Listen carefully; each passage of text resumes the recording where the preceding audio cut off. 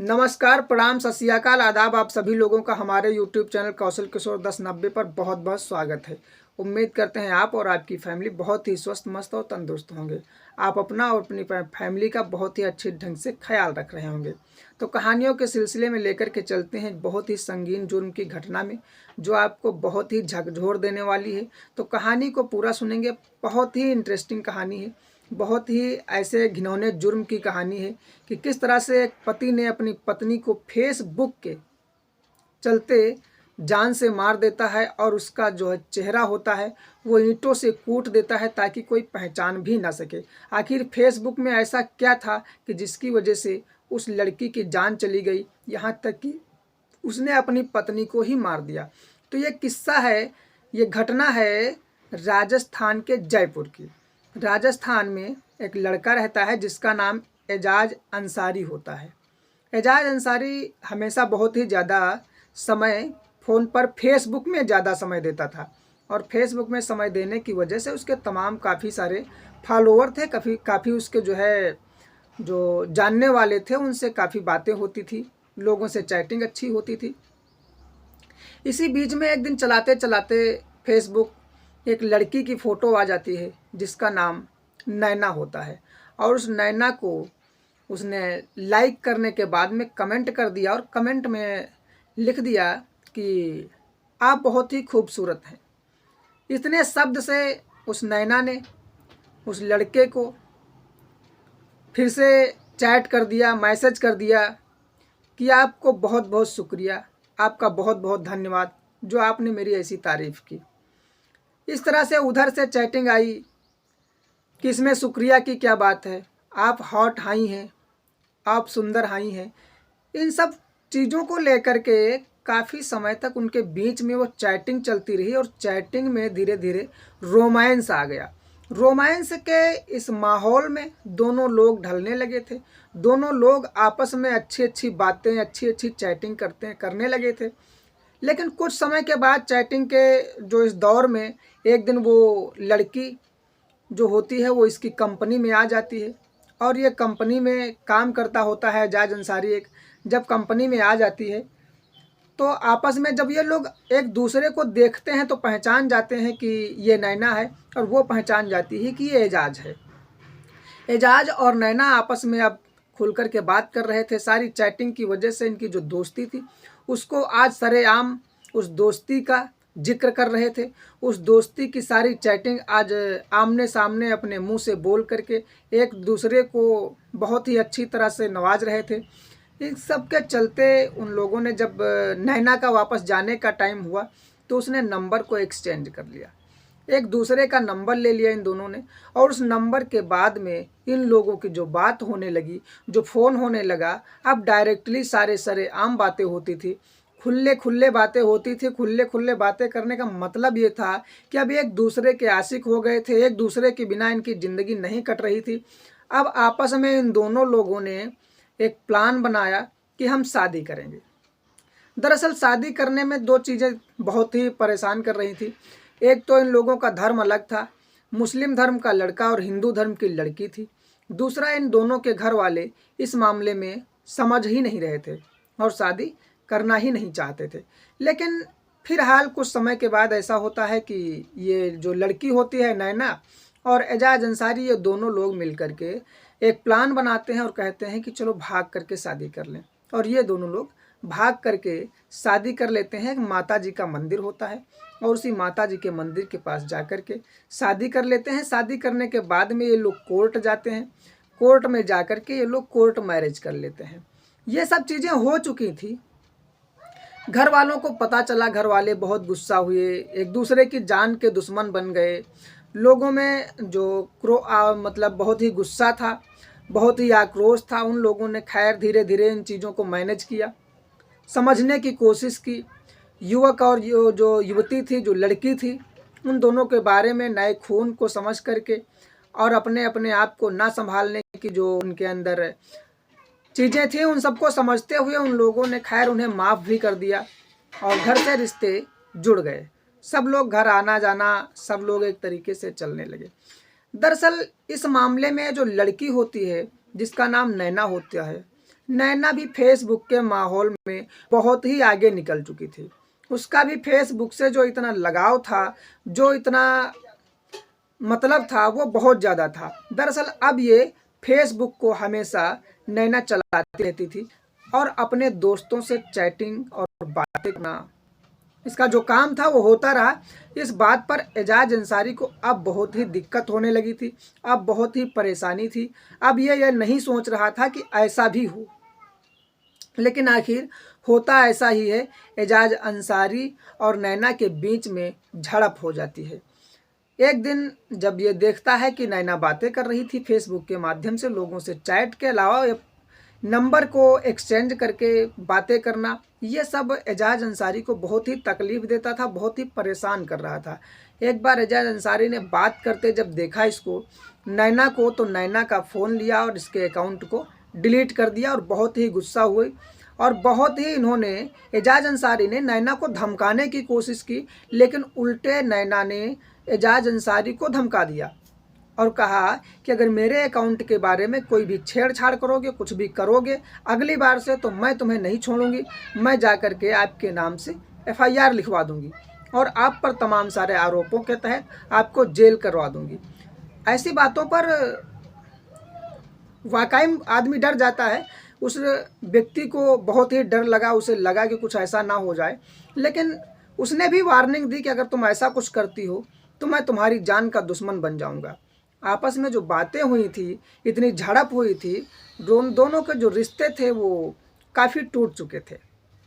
लेकिन कुछ समय के बाद ये होता है कि एक नई आईडी बना लेती है और उस नई आईडी के द्वारा लोगों से फिर से चैटिंग, बातें करना, ये सब इतनी बुरी आदत थी नैना की कि इस आदत को वो छोड़ ही नहीं पा रही थी। और एजाज अंसारी अब इन लोगों से बहुत ही, अब इन जो इसके दोस्त थे, जो फॉलोअर्स थे, उनसे बहुत ही परेशान हो रहा था। जैसे ही ऐसी चीज़ें इसके सामने आती हैं कि पता लगता है कि दोबारा आईडी बन गई है, दोबारा फिर से लोगों से बात होती है, तो एक दिन फिर से इसने फ़ोन पटक दिया और इससे सारे रिश्ते तोड़ दिए। और यहाँ तक कि 2 झापड़ मारने के बाद, 2 तमाचे मारने के बाद लड़की जो नैना होती है इसका घर ही छोड़ करके चली जाती है और अब वो एक दूसरे कमरे में रहने लगती है। ये लोग अलग अलग कमरा लेकर के रह रहे होते हैं, लेकिन इसी कुछ बीते दिनों में वो जो लड़की होती है वो प्रेग्नेंट होती है और कुछ समय के बाद में 1 महीने 1.5 महीना गुजरता है और उस नैना ने एक बच्चे को जन्म दिया। बच्चे के जन्म देने के बाद में नैना अब अपने पति को खबर करती है, एजाज अंसारी को बताया जाता है। एजाज अंसारी बहुत ही खुशी से आता है और एक बार अब फिर से सारे शिकवे गिले, पुरानी लड़ाइयाँ, पुरानी किस्से, सब कुछ भूल करके एक दूसरे के प्यार से साथ में रहने लगे थे। उस बच्चे के परवरिश में ये दोनों लोग अब आगे आ चुके थे, एक दूसरे से अच्छा इनका भी प्रेम फिर से हो गया। जैसे कि ये पति पत्नी जिस प्रकार से थे, लड़ाई ख़त्म हो गई, लेकिन ख़त्म होने के बाद भी जब देखा कि ये पत्नी इसकी जो होती है वो अपने मायके चली जाती है, एजाज अंसारी वहाँ तक छोड़ने जाता है। लेकिन मायके में ही जब ये वहाँ वापस मायके जाती है तो मायके में एजाज अंसारी भी जाता है। कुछ समय के बाद एजाज अंसारी उसे वापस लेने जाता है, लेकिन जब लेने जाता है एजाज अंसारी तो एक थोड़ी दूर पर एक मार्केट थी, उस मार्केट में ये दोनों लोग जाते हैं और कहते हैं कि मैं मार्केट होकर के वापस आती हूँ, कुछ ज़रूरी सामान लेना है। और वो उसकी जहाँ पर वो रहते थे वहाँ पर सुविधा नहीं थी कि मिल सके, इसलिए वो मार्केट गए, वहाँ से कुछ सामान खरीदा और वापस जब आ रहे थे तो उनका जो एक मंदिर था माता जी का, तो उन्होंने सोचा कि हम माता जी के मंदिर में होते चलें, क्योंकि यही माता जी से शुरुआत हुई थी। लेकिन नैना को नहीं मालूम था कि ये माता जी के मंदिर में जिस प्रकार से हमारी शुरुआत हुई थी उसी प्रकार से अंत होने वाला है। कहानी को पूरा सुनते रहिए, आखिर कैसे क्या कर दिया जाता है। वो लड़की जब वहाँ पर जाती है मंदिर के पास में, तो मंदिर पे दर्शन करने के बाद में वापस होती है और वापस होने के बाद में इसका एक फ़ोन आ जाता है जो फेसबुक कॉलिंग थी। जैसे ही फेसबुक कॉल आता है नैना बात करने लगती है। रास्ता पैदल का था, थोड़ी दूर पैदल पैदल चलना था। वहाँ पर जब काफ़ी बार नैना को इसने मना किया और वो कॉल कम से कम 10 मिनट के ऊपर हुई थी और एजाज अंसारी को बहुत ही गुस्सा आ रहा था। इस गुस्से में एजाज अंसारी ने उसको बहुत ही समझाने की कोशिश की। जैसे ही हाथ से फ़ोन छीनने की कोशिश की, उस समय नैना ने, जो इसका पति एजाज अंसारी था, उसके हाथ को झटक देती है और ये हाथ को झटकने के बाद में आगे बढ़ने लगती है। लेकिन पीछे से इसने नैना को पकड़ा और नैना के बारे में समझता था कि नैना अब सुधरने वाली है नहीं। और नैना को पकड़ने के बाद में जैसे ही नैना पीछे घूमती है, नैना का गला पकड़ देता है और गले को इतनी ज़ोर से दबाता है और आखिर उसने 5 मिनट तक दबाए ही रखा जब तक उसकी अंतिम सांस नहीं निकल जाती है। नैना अब वहीं पर गिर जाती है, धराशायी हो जाती है, नैना मर जाती है। और इसने घबराहट के मारे उस स्कूटी को भी उसी झाड़ियों में छुपा देता है जो आसपास में होती हैं और लाश को भी झाड़ियों में डाल देता है और बस वहाँ से वो अपने घर के लिए रवाना हो जाता है। जैसे ही ये चीज़ें करने के बाद में वो घर पहुँच जाता है, तैसे ही इसका पिता, ये सब मामला कम से कम 12 से 14 घंटे के बीच का था। सुबह 10:30 बजे लोग जाते हैं और रात के 9 बजे तक जब वापस नहीं आते हैं तो नैना का पिता नैना को फ़ोन मिलाता है और सोचता है कि जो हमारी बेटी नैना गई है, आखिर उसको बहुत ही समय हो गया है और अभी 2 महीने का बच्चा था, ऐसे छोड़ कर के कहाँ जा सकती है। फ़ोन मिलाया तो नैना का फ़ोन स्विच ऑफ था, बात होना मुश्किल थी। जब बात नहीं हो पाती है तो नैना के पिता ने सुबह जा कर के थाने में FIR लिखवाते हैं गुमशुदगी की। जैसे ही गुमशुदगी की FIR पुलिस लिखती है, वैसे उसने CCTV कैमरे खंगालने की कोशिश की, आखिर नैना कैसे गई, कहाँ गई। और उसने ये भी कहा उसके पिता ने कि वो अपने पति यानी अपने शौहर के साथ गई है, एजाज अंसारी के साथ। जैसे ही रिकॉर्ड चेक ही कर रहे थे कि तब तक पता लगता है कि ये अपनी पति एजाज अंसारी के साथ ही गई थी। लेकिन कुछ समय के बाद थाने को एक फ़ोन आता है और बताया जाता है कि यहाँ पर एक सूखे नाले के पास में एक लाश पड़ी हुई है जिसका चेहरा पता नहीं लग रहा है। पुलिस क्राइम टीम के साथ पूरी तरह से वहाँ पर पहुँचती है। पहुँचने के बाद में उसकी लाश को लाती है और पहचान कराती है तो पता लगता है ये लाश नैना की है। उनके माता पिता घर वाले पहचान जाते हैं। पहचानने में थोड़ी दिक्कत थी क्योंकि उसका जो चेहरा था उसने पत्थर से कुचल दिया था। लेकिन फिलहाल उन लोगों को ये बात पता लग जाती है कि ये आखिर नैना ही है। नैना को जैसे ही वो लोग पहचानते हैं, पहचानने के बाद में उन लोगों ने, जो पुलिस क्राइम टीम थी, उसने उस लाश को पोस्टमार्टम के लिए भेज दिया। पोस्टमार्टम आने के बाद में जब सारी पूछताछ हो पाई, सबसे तो पता लगता है कि जो उसका एजाज अंसारी था, युवक था, वो गायब था। उसे पकड़ा जाता है, पूछताछ की जाती है तो पूछताछ में वो नहीं मानता है कि मैंने ये जुर्म किया है। लेकिन जब उसे 2 दिन की रिमांड पर पुलिस लेती है तो सारी सच्चाई उगल देता है, क्योंकि पुलिस के चक्कर में पड़ने वाले लोग सच्चाई को जरा सा भी देर छिपा नहीं सकते हैं, कुछ पल के लिए भी नहीं छिपा सकते हैं। अगर छिपाने की कोशिश की तो बहुत ही ज़्यादा उनके साथ जो रिमांड पर होता है वो खैर बताना पड़ता है। आखिर उसने सारा सच उगल दिया। उगलने के बाद में उसने स्वीकार किया कि नैना को इस कारण से उसने मारा था, फेसबुक पर चैटिंग और तमाम लोगों से बात करने की वजह से नैना की उसने जान ली थी। नैना को जिस तरह से मारा था बेरहमी से, ऐसे अपने पत्नी को कोई भी नहीं मारता है।